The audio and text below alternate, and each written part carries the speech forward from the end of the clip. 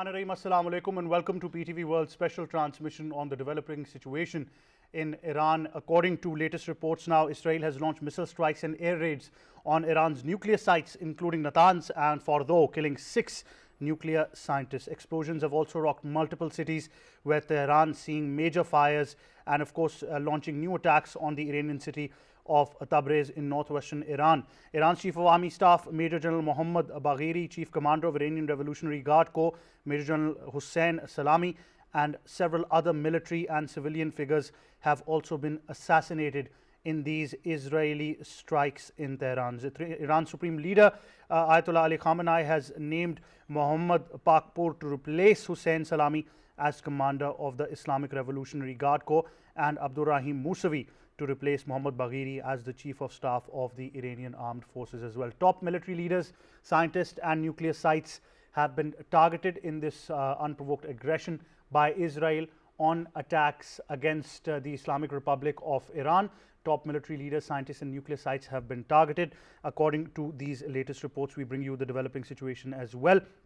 Of course, when we talk about Pakistan, President Asif Ali Zardari and Prime Minister Shehbaz Sharif have strongly condemned the unprovoked Israeli aggression against the Islamic Republic of Iran and have expressed their sympathies with the people of Iran over the loss of life.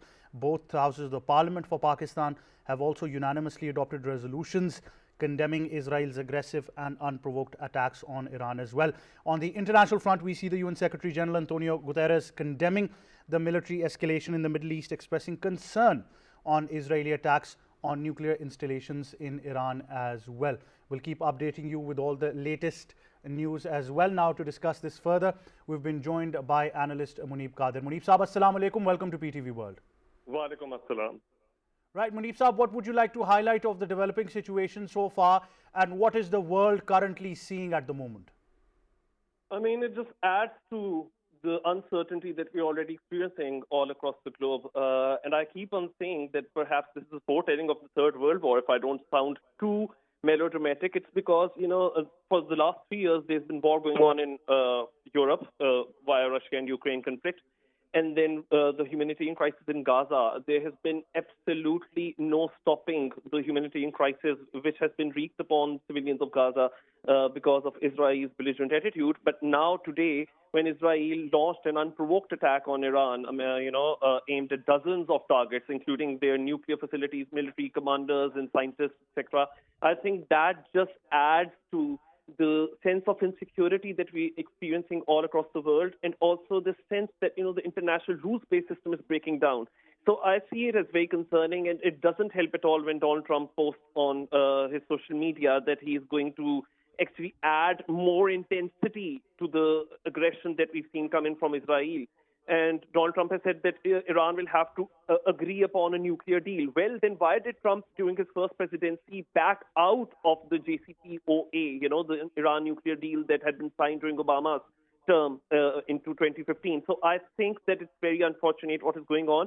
And the fact that this has happened in our neighborhood in Iran, it just hits on another level, this sense of fear, insecurity, and uncertainty. Definitely. Muneeb, stay with us online. Now we've been joined by Ambassador Jauhar. Ambassador Saab, Assalamu alaikum. Welcome to PTV World.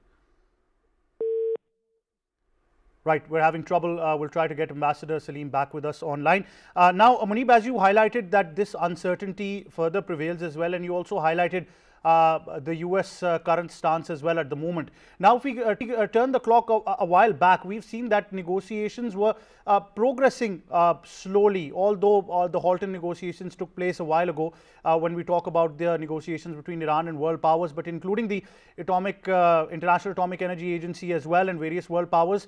About 2-3 months back, we see the negotiations were following a steady path very smoothly as well. But since then, there's been a very aggressive posture of the Western powers towards Iran as well. Do you think that has further exacerbated the situation? Yeah, absolutely. The sixth round of talks between the USA and Iran was going to take place in Oman. But just before those talks were scheduled, now we've seen what Israel has done. And although the US Secretary of State Marco Rubio has claimed that the US had no role to play in today's acts of aggression committed by Israel, the rhetoric used by Donald Trump, which I've just mentioned, suggests otherwise. And it suggests that the US is very much in sync with and in alliance with Israel and its acts of aggression, and that the US has no qualms in intensifying these attacks on Iran if needs be. And the fact that the USA had almost evacuated, asked many of their staff members to vacate embassies in the Middle East just a day before this attack by Israel suggests that the USA was very much in on it. They were aware of what was going to happen. At least those are the signs. So I think that this betrays the trust that could have been placed in Western powers, that they would honor their commitments, that they would try to reach a deal with Iran, that there ought to be no uranium enrichment, etc. But just before those talks were due in Oman. Certainly. Now we've been joined by Ambassador Jauhar Saleem. Ambassador Saleem, Assalamu alaikum. Welcome to PTV World. Ambassador Saab, what would you like to highlight on the current situation? Now the region has been put into further uncertainty. And as we were just discussing as well, that negotiation seems to have collapsed in the past week or so, but this would further exacerbate the volatile situation. Oh, yes, definitely. I think it's a very precarious situation, just not for Iran itself, but for the region, the whole entire region, which already has just sort of recently seen another conflict. Now, this is nothing totally surprising. I think it was on the anvil 2 months ago when President Trump sent that letter to the Iranian supreme leader. That was an ultimatum, quite clearly. And in fact, today President Trump mentioned that, okay, this is the 61st day, meaning thereby that 2 month ultimatum that he had sent to them, and in view of the fact that the negotiations collapsed, although the negotiations are still ongoing. So he is hinting that it's just a continuity of what the Americans had said then, although the attack has been from Israel and not the U.S. itself. The U.S., on the other hand, had disassociated itself from the attack as well, saying that they were not involved in any way and Iran should not retaliate in terms of attacking the U.S. assets in the region. But all the same, I think what we're seeing now is it's a culmination of the decades-long conflict between Israel and Iran, where the Israelis see Iran as perhaps the most major threat that there is. They wanted to make sure that Iranians do not have nuclear capability. I had said it long ago that Israelis would do whatever in their power to ensure that Iran never becomes a nuclear power, and they were willing to go as far as it took. And that is what is happening now. But the unfolding situation, I think it's a matter of great concern for not just for the region, but for the entire world. Because already we see how the oil prices have jumped, what impact it could have for the stability and security of the region, what impact it could have for the global economy, and also in terms of the possibilities of spilling over. Because Iran's retaliation could not be just limited to Israel. It could involve other countries as well, as has happened in the past. So I hope that diplomacy, the situation is given a chance, although right now we don't really see much indication of that in view of the statements coming from Iran.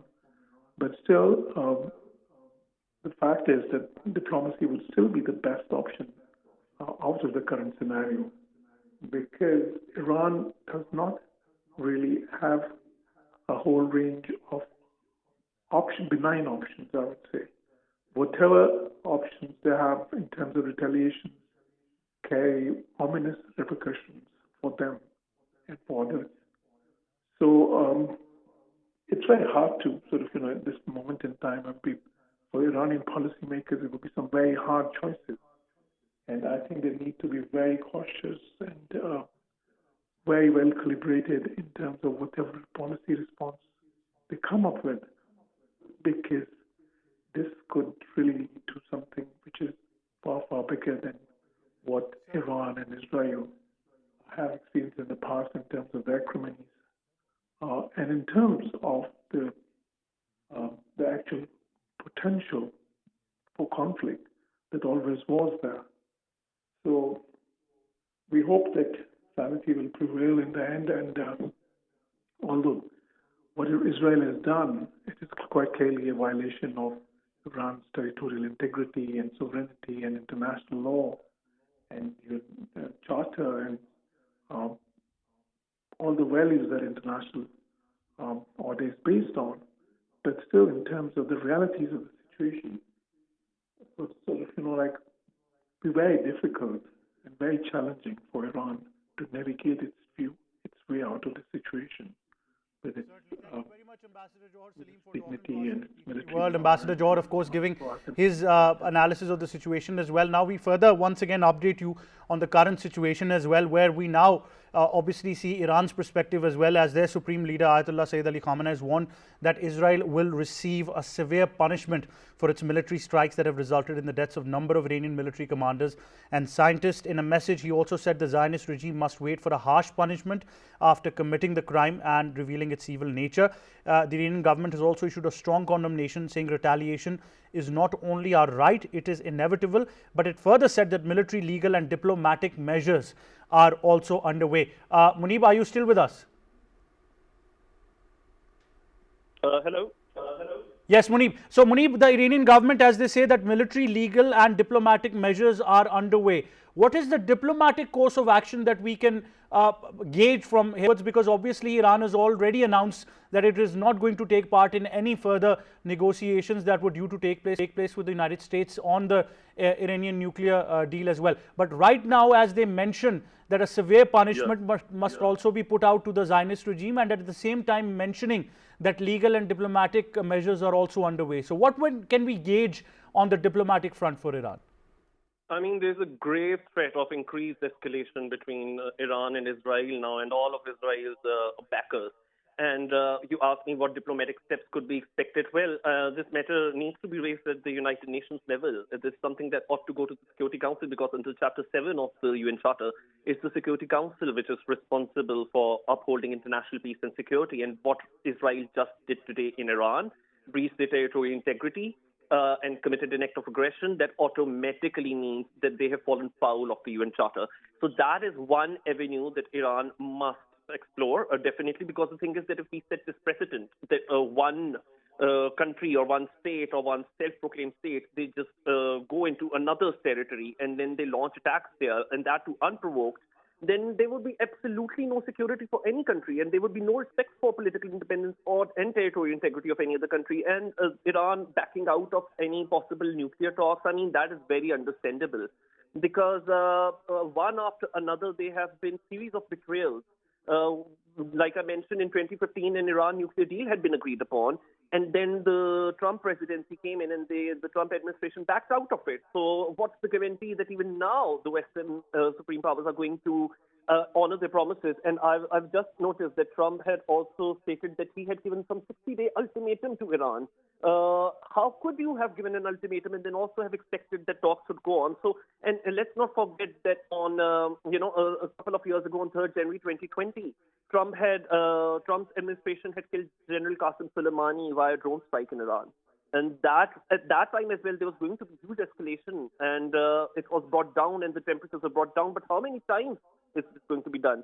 So that's why I'm saying that the current situation is extremely threatening, because I don't think that any risks of escalation are going to abate very soon, are they? Absolutely. Now, Muneeb, obviously you mentioned the role of the UN as well. We've had condemnations from the UN Secretary General, but the UN nuclear watchdog's head, Rafael Grossi, mentioned something very important, saying that nuclear facilities must never be attacked, and called on all parties to exercise maximum restraint. Now, this is not only a clear violation of UN Charter and international atomic energy agreements as well, but at the same time, attacking nuclear facilities further jeopardizes rules of engagement as well. So any kind of response that we see from Iran, like you also mentioned, that it's a lot of uncertainty, would further have severe consequences.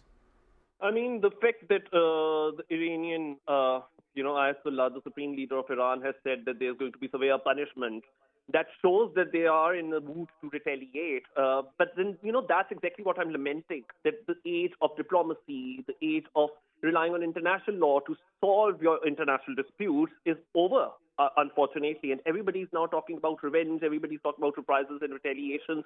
And we saw this very recently, even with what India was doing with its rhetoric towards Pakistan, its actions towards Pakistan. And this is exactly what is so unfortunate. That's why I use that word unfortunate, because unfortunately, diplomatic methods or means, nobody seems to be wanting to have recourse to it anymore. And that means that the international system that had been built, particularly in the post-Second World War era, there is a huge risk of that collapsing. It's already started to collapse. At least the cracks are very much visible. And the fact that, Israel has carried out attacks and then they are boasting. Netanyahu said that we struck at the heart of Iran's nuclear enrichment program in Natanz, and then we also struck at the heart of Iran's ballistic missile program.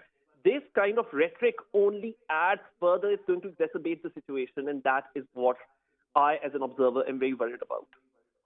Now let's talk about Pakistan, Muneeb. At the moment, we've had condemnations from both houses of the parliament as well. The Honourable President and the Prime Minister have also issued statements condemning this attack on the Islamic Republic of Iran. Pakistan recently had a very successful visit to Iran as well. We saw the Prime Minister over there, and a lot was said about this civilian use of the nuclear program as well. Now we've had condemnations, but what kind of diplomatic efforts can Pakistan be part of in this entire scenario? I mean, Pakistan is currently part of the UN Security Council, and that is a very powerful position to be in. So that is, for ensuring regional peace and stability, and to ensure that there is that environment which is conducive to regional cooperation between Iran and Pakistan.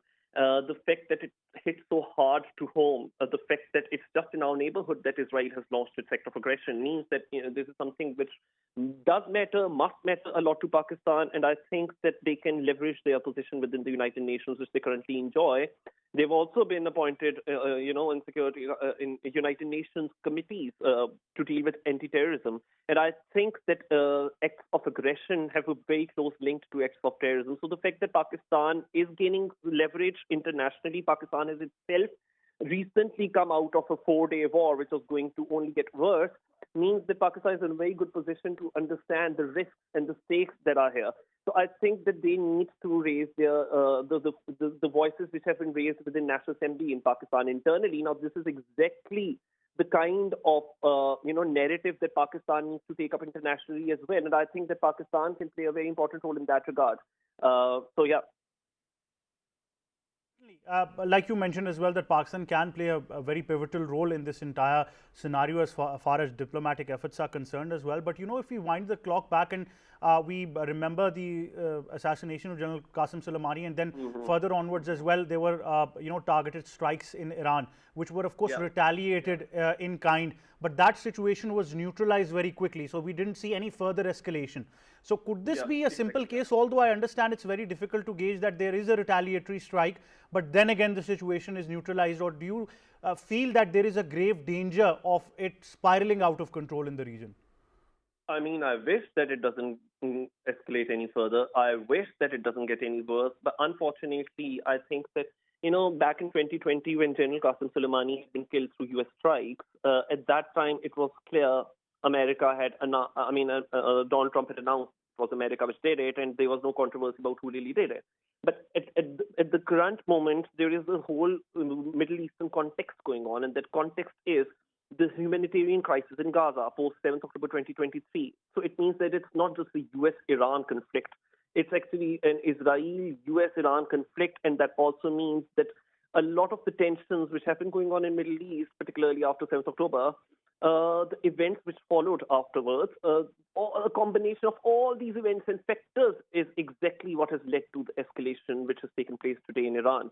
And so I don't think that this is going to be neutralized very soon. I unfortunately think it's going to get worse. And I've just also read that even in Jordan and Syria, they have announced, that they are closing down. They've announced holidays, and they've also suspended all flights. And in Israel as well, they've done the same. And they are also vacating Israeli embassies worldwide.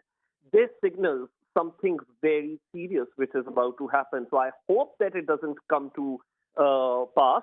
But I don't believe that Israel or USA, the fact that they are reducing their presence in embassies worldwide, I don't believe that they are doing that in vain. I think that they have foresight of something much more serious that is to come. So, although, as you mentioned, that America has already put it out with a statement that, this is something that has been done by Israel unanimously, but already USA has started evacuating its non-essential personnel and their families from its military bases, which surround the Middle East as well. So that means that Iran obviously considers this to be a US involvement. Yeah, absolutely. I mean, Iran's stance is that this attack has US fingerprints all over it. All over it. And so, looking at what the Iranian leaders are saying, what the Iranian Supreme Leader is saying, all of them seem to be very angry towards America, and that anger seems to be directed against the United States of America. And the fact that Donald Trump is doubling down on that aggressive rhetoric, the fact that Donald Trump is making no secret of the fact that he stands by whatever Israel does, and that he believes in the impunity which Israel enjoys for some odd reason. All of these factors combined indicate that America is very much in on Israel's actions. They are completely endorsing and supporting that as well, and that is not going to get a very soft response from Iran. Actually, that is only going to harden Iran's stance. And, it's the world and it's the region which is the worst for it, and that's what I worry about. Certainly, Muneeb. Qadir, thank you very much for joining us on PTV World and your analysis of the entire situation. Thank you very much. Right, once again, we update our viewers that Israel has launched missile strikes and air raids on Iran's nuclear sites, including in other regions as well. In the wake of this escalating tension, news keep on coming in. We tell you the developing stories as well, but so far, several explosions have been reported in various cities of Iran as well. In the wake of these escalating tensions, the region has already been placed on a high alert. United States at the current has ordered the evacuation of its non-essential personnel and their families from embassies in Baghdad.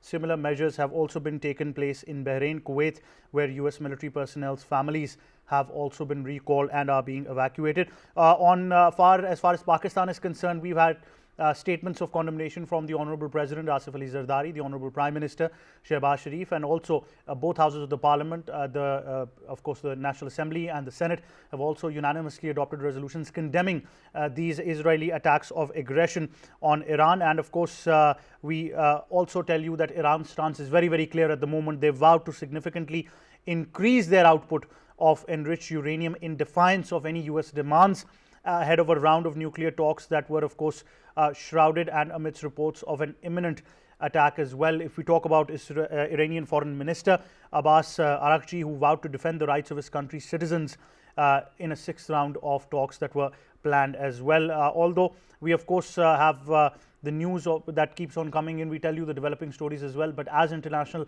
outlets and international analysts have put it as well, that the region has been pushed into a deep uncertainty. And of course, it is very, very volatile at the moment, the situation in the region as well. We also know that as far as international bodies are concerned, the United Nations has already condemned these attacks. UN Secretary General Antonio Guterres also urged for a diplomatic process and peace to prevail.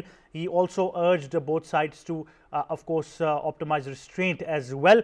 But at the same time, the UN nuclear watchdog and its head Paolo Grossi also said that attacking nuclear facilities is not at all justified as well and can further put the region on the brink of chaos as well. We also know that various in these attacks on various facilities that we talk about as well, there are certain huge names from part of the Iranian military leadership, and also at the same time we talk about military leadership as well, and also scientists as well, key scientists who have been assassinated in these Israeli strikes as well. And of course, their replacements have also been announced. Chief Commander of the Iranian Revolutionary Guard Corps, Major General Hossein Salami, and several other military and civilian figures who have been assassinated in these attacks. In a statement, the Iran Revolutionary Guard Corps has confirmed the death of Salami along with other branches of the armed forces, and have also pledged a strong response to the Israeli regime as well. Iran's Supreme Leader Ayatollah Khamenei has already appointed new Revolutionary Guard and Armed Forces chiefs to replace those who have been assassinated in these Israeli strikes. Of course, in separate decrees, he's named Mohammad Pakpour to replace Hossein Salami as the commander of the Revolutionary Guard Corps, and Abdurrahim Mousavi to replace Mohammad Bagheri as the Chief of Staff of the Armed Forces as well. At the same time, 6 nuclear scientists have been reported to have been killed in these strikes. that has been reported by Tasneem News Agency. They've named the 6 scientists that were killed in the strikes, among them being the president of the Islamic Azad University of Iran, Mohammad Mehdi, and former head of the Atomic Energy Organization of Iran, Faridun Abbasi, who has also been assassinated as well. Of course, Iran's supreme leader has warned that Israel will receive a harsh punishment for a military strike that has resulted in the deaths of several military and nuclear scientist personnel as well. He also said that they must wait for a harsh punishment after committing this grave crime. And they've also issued a strong condemnation, saying retaliation is not only our right, he said it is inevitable. That further clarifies that the situation seems to be volatile at the moment as well. The Iranian government also has issued a strong condemnation, saying retaliation is not only our right, it is inevitable. He also further said that military, legal and diplomatic measures are also underway as well. We'll talk further on this. We've been joined now by international relations expert Ms. Salma. Malik, assalamu alaikum. Welcome to PTV World.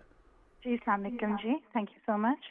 Right, ma'am, the developing situation in the past couple of hours has pushed the region into a lot of uncertainty now. Although world powers are urging restraint, what can we gauge on the diplomatic front at the moment? As you have rightly put it, it's a very, very dangerous situation. And not only the danger is not just for Iran or the situation, the type of precedents that is being set, target killing the military as well as nuclear experts, and also blackmailing Iran into giving up its nuclear weapons program. Unless it does that, then there would be an economic sabotage of Iran. So these are things which are setting up a precedent for countries and mad hatters such as Modi and others who can follow suit. And Israel is very brazen about what it is doing. And unless and until there are voices of reason that persuade it from walking out of this particular situation, it is going to get worse. Even if Iran does retaliate, it does not mean that it will not face the type of damage which Israel is planning to inflict on it. And not only that would kind of personally hurt Iran, it will hurt the entire region. And then it will set, as I said, a precedent for the global rogue states, criminal states such as Israel, such as India, who can actually then use this type of pretext, self-defense, preemptive measures, whatever one would like to portray them as, and create problems for the other countries whenever as ever they deem it that they want to do these fanciful actions. So this has provided a space for these actors to do that. Well, certainly, Ms. Malik, we can term this event to, at the same time sabotage the talks between Iran and world powers as well. Although they were going towards not a much fruitful end, we understand. But acts of aggression or a strike like this is probably the last resort any aggressive regime looks forward to. Otherwise, diplomatic. You have dialogue. You enter into a dialogue, and the dialogue may or may not work. It doesn't mean that Iran was not dialoguing with Israel to start with. It was dialoguing with other partner countries, and if it works, it works. Then you enter the second round of deliberations. You enter the third round of deliberations till such time that you reach a point of consensus. You don't just go ahead and start bombarding a country on the pretext that you feel.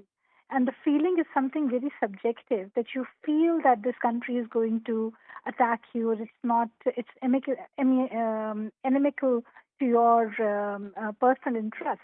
Then that means that any country, any state actor who harbors schizophrenic tendencies can get up one morning and say that the rest of the world is going to attack me, so I'm going to kill the world through a nuclear weapon.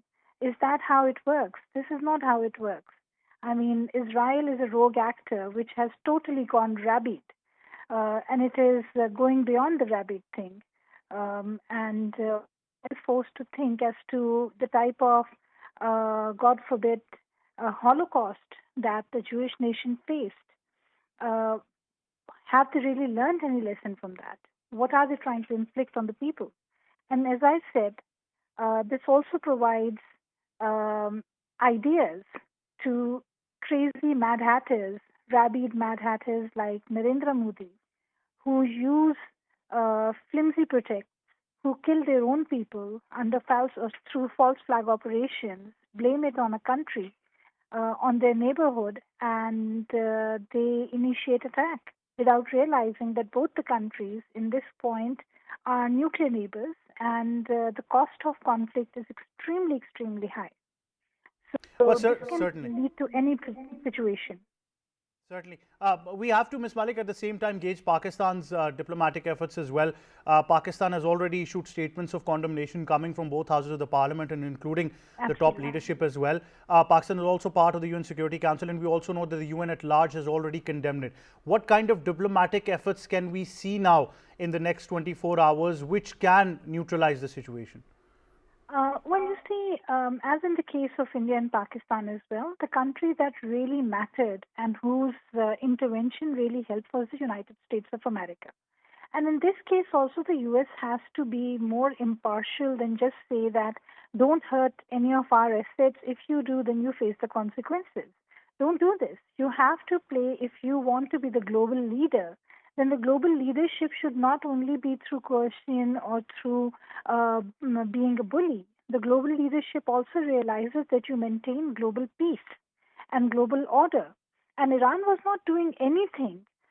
Any country which is entering into a deliberation with a third country or a multilateral forum and does not find amicable solution, the US has done that with Iran previously in case of the JCPOA, would have its reservations till such time that there is always a middle point that countries reach and things work that way. This is not only disturbing Iran. The various forces which look up to Iran. This is also a death knell for Palestine, for the Gaza people. This is a death knell for any major Muslim country that carries any clout. And if you look at the pattern, Syria, Iraq, now Iran, other important regional Muslim countries have all been schooled, have all been weakened. Their regimes have been removed, so that the entire Middle East or the larger West Asia becomes a very compliant, self-serving area for the Western quarters, for the Israeli-led Jewish lobby. But for Pakistan, Pakistan is chairing the UN Security Council at the moment. Pakistan can do as much as advocacy and diplomacy to promote peace that it is doing, and it has already started doing that. We stand with Iran, which is our Muslim brother. Iran played a very crucial role during our May conflict with India as well, where they offered active mediation to Pakistan and India. So we absolutely do not forget that. And also the fact that Pakistan can and will be looking towards the OIC and nudging the OIC to carry out its necessary role in the entire Muslim world. So I'm quite sure Pakistan will not leave any stone unturned in advocating the rightness of Iran's stand and the wrongness of what this provocation has been carried out by Israel. Certainly. Thank you very much, Ms. Malik, for joining us. IR expert giving her analysis as well. Now we've been joined by foreign affairs expert, Dr. Adnan Sarwar Khan. Dr. Saab, assalamu alaikum. Welcome to PTV World. Wa alaikum assalam. Right, Dr. Saab, the situation seems to be volatile and extremely tense at the moment in the region. Any talks of any further negotiations on a nuclear deal seems to be at the moment, for the moment, going down the drain, with Iran now in defiance of any such objective. But how would you further analyze the situation? Well, indeed, it's a very, very volatile and sensitive situation. In fact, you see, the negotiations are just out of question. This is to be saying that for a foreseeable future to come, this would not be held, because this means that it would be held under duress from Israel and the United States of America and United States of America. You know, one thing is to be noted by all of us, that though you see Mr. Rubio is saying that they didn't had any hand in this, but the point is that President Trump himself had been saying that, well, if negotiations do not succeed, then the attack option comes. So finally, it was going to be this way, that Iran was not agreeing to the demands of United States in this regard. And probably, this is my considered opinion, after having read the situation for over not these days, but over the years, that it would have really given a green signal to Israel. So this means that already volatile situation regarding Gaza and the related matters in Lebanon and Syria. Now this is a further destruction in all kinds of situations, particularly political, military of the Middle East, because naturally Iran cannot fight it in a conventional sense, and the nuclear option also, the Israeli experts are saying that is over now. They are not of any kind of immediate threat from Iran. This means that they have hit very badly the main facility there. But it's a spillover effect through the proxy wars and through the independent volunteer Muslims all over the Middle East, in the world. They would be in action very soon. And the interest of the United States, interest of Israel, and all those who are massively supporting them, that would be in serious danger. So then again, you see the recognition under Abraham Accord, if there was going to be any such case by some countries, also is now just far, far away. So I don't think so that this was any wise policy. Some further time should have been given to negotiation, diplomacy. Iran was coming around to it, but this rashness of Israel, and again, sorry to say that the United States of America tapping on the back, you see, to get quick results as per its desires. You see, desires is not the only phenomena. You have to see the situation. And for example, Barack Obama's policy was very sound and stable in this regard. But Trump 1.0 had started dismantling the accord. And I'm sure that now they would be going for some regime change also, advising the people of Iran, the liberal type people, to rise against the regime. And this is also a very stern warning to all Middle Eastern countries that they may not for a moment think about the defense via the nuclear technology. So I think that Pakistan and the rest of the countries should take it. Yes, sir. Yes. Yes, Dr. Saab, what I'm trying to mention, this seems to be at the same time, the word might not fit in, but a strategic miscalculation. Because any kind of bargaining chip Western powers had over Iran seems to be, eliminated at the moment. Because right now, what the US is evacuating its bases in the Middle East with non-essential staff and families. They've also stressed upon Iran to not retaliate against any US facility or face harsh consequences. This means that the situation is now spiraled out of anyone's control. You are absolutely right, sir. Actually, I would say that now this is this kind of a situation where there would be a danger of any kind of a big hit.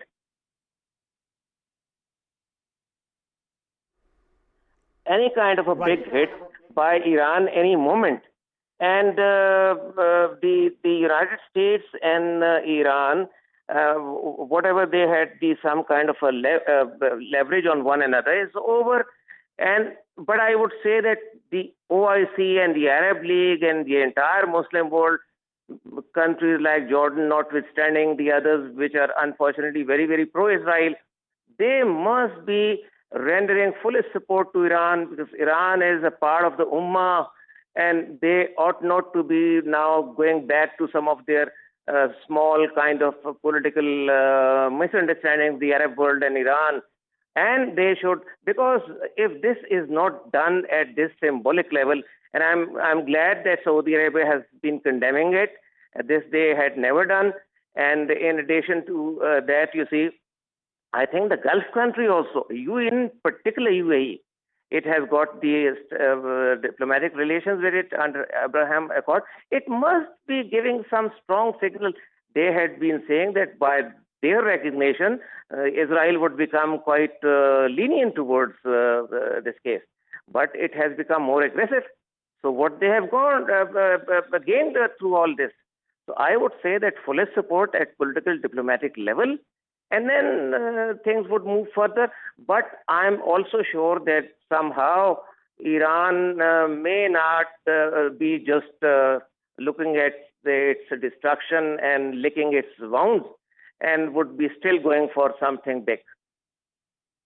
Thank you very much, Dr. Sarwar Khan, Foreign Affairs expert, talking to us here on PTV World regarding the volatile situation that prevails in the region as well in the wake of Israel's strikes on various facilities of nuclear origin in Iran and otherwise as well, resulting in the assassination of top nuclear scientists and also military officials as well. We'll keep updating you as situation keeps on developing. We're of course going to go towards a short break. When we come back, our news clock for the hour will keep updating you. Stay tuned to PTV World.